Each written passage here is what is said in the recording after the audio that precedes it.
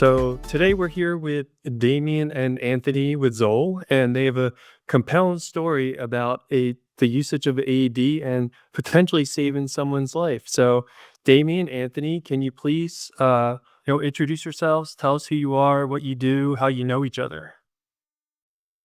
Well, I'll start. I'm Damian Dollard. I am the strategic account manager for ZOLL Medical.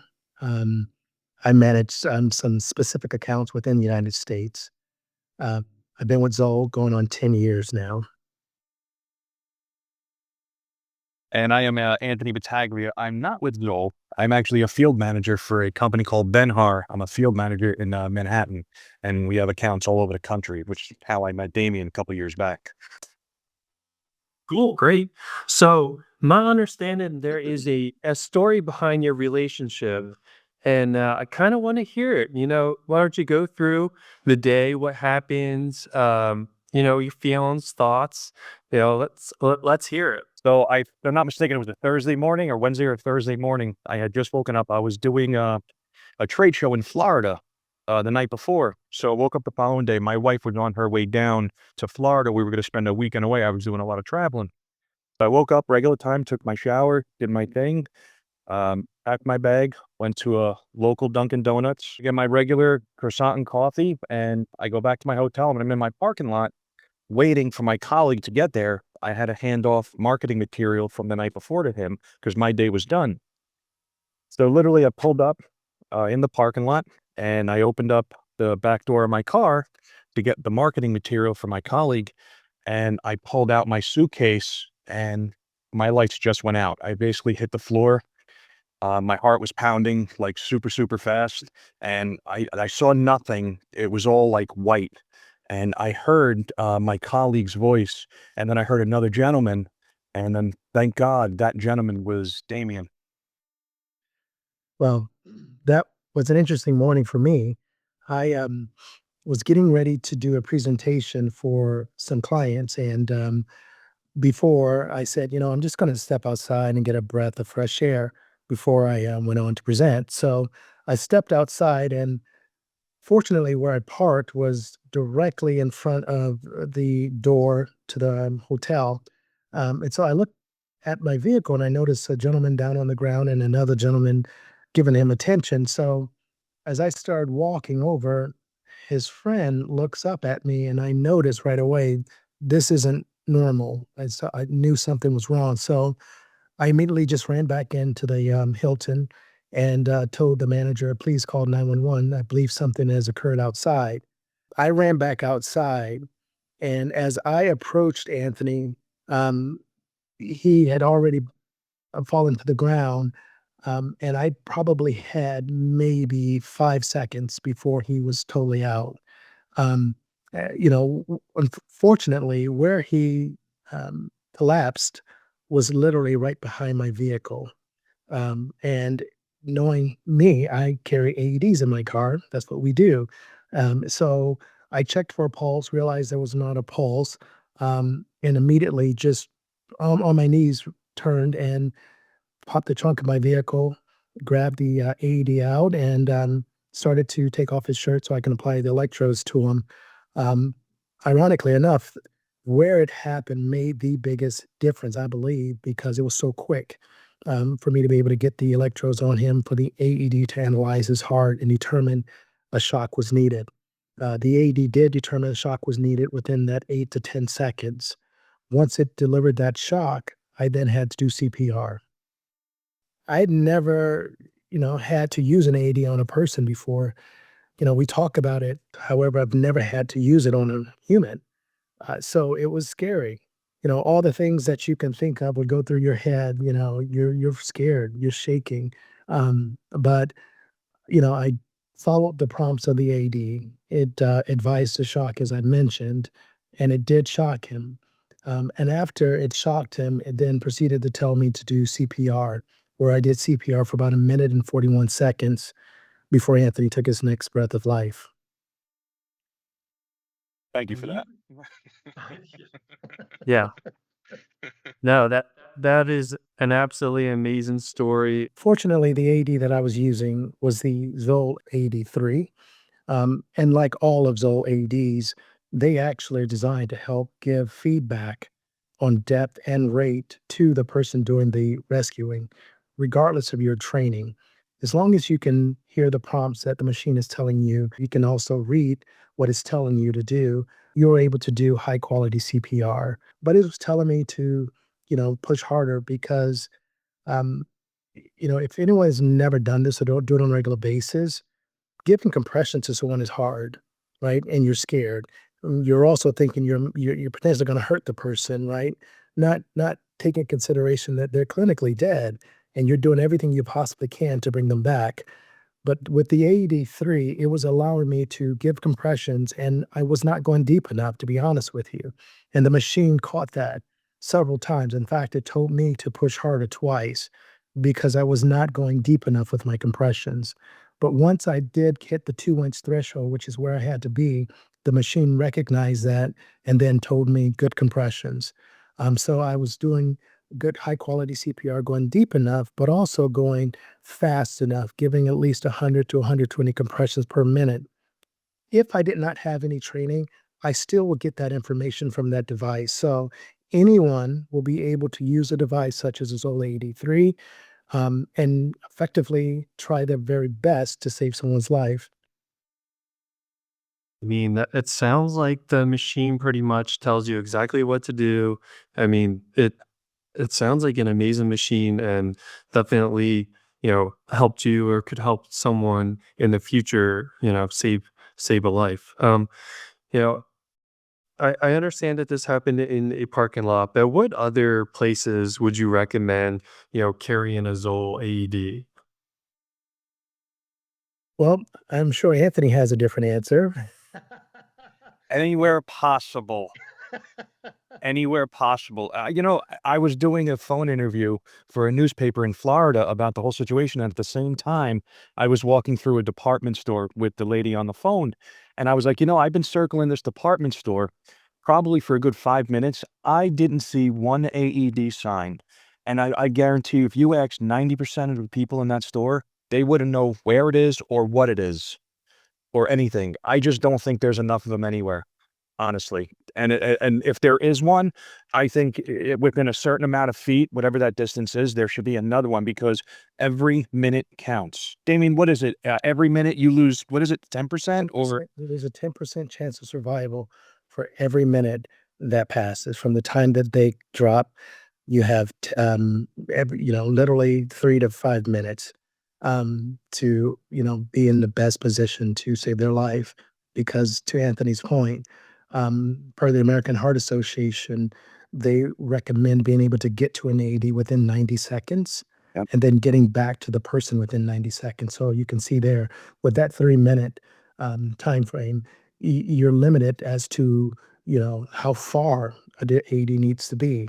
So I think you need to have as many AEDs as you possibly can in a particular area that can reach as many people as possible.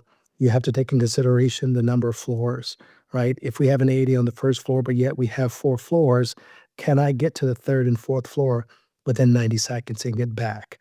So you have to take all those things into consideration as you determine, where should I place an AED? How many should I have? It really is about the time it takes to reach the AED to where that person has fallen. And usually when something like this happens, like a bond is formed between two people, right? So how has this fostered your relationship, from the time since it happened to now? Are you guys still pretty close? Do you connect regularly? Minimum once a month. Minimum once a month, just to say hello. Hey, what's going on? Where are you? Because I know he travels, and I'm like, I'm in Manhattan or I'm in Philadelphia. Literally minimum once a month. Just to say Absolutely. hello, how's the family, this and that. We crack jokes with each other. We're like the distant friend that you never had, It's just we keep in touch and we always will. He's always gonna be a part of my life as I will with him and my kids. My kids all know Damien and Cheryl and their kids. It's something that's never gonna change because without Damien, I would not be here today. Yeah, man, and I feel the same. One thing people don't take in consideration when we talk about sudden cardiac arrest or talk about, the ability to be effective, be an effective bystander, is understanding that there are other individuals involved, right? And, you know, being able to, be there for Anthony, allow him to go home to his wife and their lovely kids, that just means the most to me. Being able to be that father and husband and friend that he is today. But yeah, we do speak on a regular basis, and he's my brother. And as much as we can, we try to get together as well. Yeah. Oh, that's awesome, and I love it, love it. If I'm correct, February is American Heart Month. What does it mean to you guys? What would you like people to know about, ZOLL and AEDs? It's a big month. February is a big month. I actually, you said the American Heart Association. I've spoken for them in the past. I'm going to be speaking for them in March. I keep in touch with them as well. And, it's just the more people you can talk to and tell our story and the experience that we had and what an AED is and this and that, it's all about awareness. If people don't know what they are or anything else, it's just, it's a disadvantage. What's the number? The 375,000 people a year die from sudden Close to cardiac arrest. 400,000 It's a people. It was 375 like last year when we spoke. It's crazy how that number has jumped that much. And still people are like, well, what's an AED? Or, what does it do? Or how much do they cost? Just stuff like that. You can't put a dollar value on somebody's life. Whether they have kids, whether they have a family, we're all human. We're here for reasons. So we would love to have the opportunity to live out the reason why we're here. And, I'm thank God because of him, like I said, I'm here. And, we often talk about our why, and this is our why.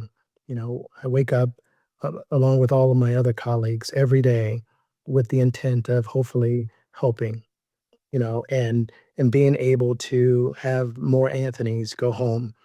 Um, it means a great deal to us as a company. That's what we do day in and day out. That's our specialty, resuscitation. And, to be a part of that just means so much to me.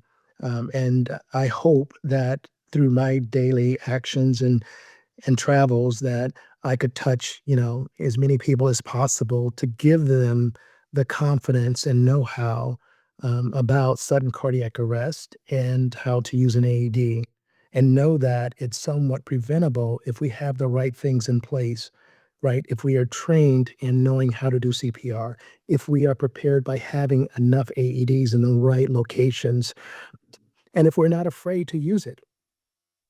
If you don't have an AED, just being able to do good CPR to start, right? A lot of people are just afraid of doing that. So that's what we do, and it means a great deal to us. Um, February, along with all the other months, to make a difference. Yeah, the one thing I will say is people have asked me, when we had gotten home from, when I first met Damian down in Florida, they're like, well, what happened? Tell us what happened. And the one thing I tell people, I was like, listen, the biggest thing is people are afraid and they don't know CPR. The machine tells you what to do as it did Damian. Maybe he could have been an innocent bystander. There could have been an AED there. It would tell you what to do. And that's huge. That's a huge, huge advantage. Yeah. That's the one thing that I point out to people, the most. Like, it tells you. It'll tell you push harder, shock needed, this and that, everything else. That's huge. Anybody can use them. Whenever I tell this story, I don't often, but when I do tell this story, I tell it because I want people to understand that they could make a difference, and more importantly, the fact that I know CPR. I talk about this on a day-to-day basis, right? I'm doing demos, but yet it was still telling me to do deeper compressions because I was not pushing hard enough. All right. So it doesn't matter if you're trained or untrained, right? I don't think anyone's going to turn help away, especially when it comes to trying to save someone's life. And when you have a device such as the AED3 that I use, it was telling me push harder because I was not going deep enough. And had it not told me that, I would not have known. And I would have just continued doing, the best I could, but probably not giving them the best chance of survival. So I'm very happy that I had that product. The product was able to help me do high quality CPR, which is also really critical.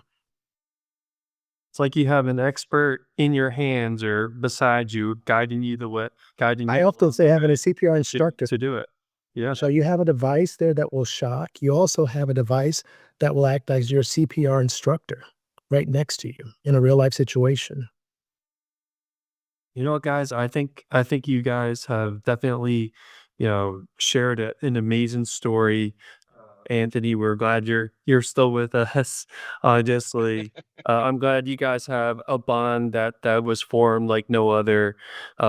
Before we close out, is there anything else either one of you would want to share with us? Any other information about Zoll or AED, or Anthony, if you have anything else that you'd like to share with us from that day?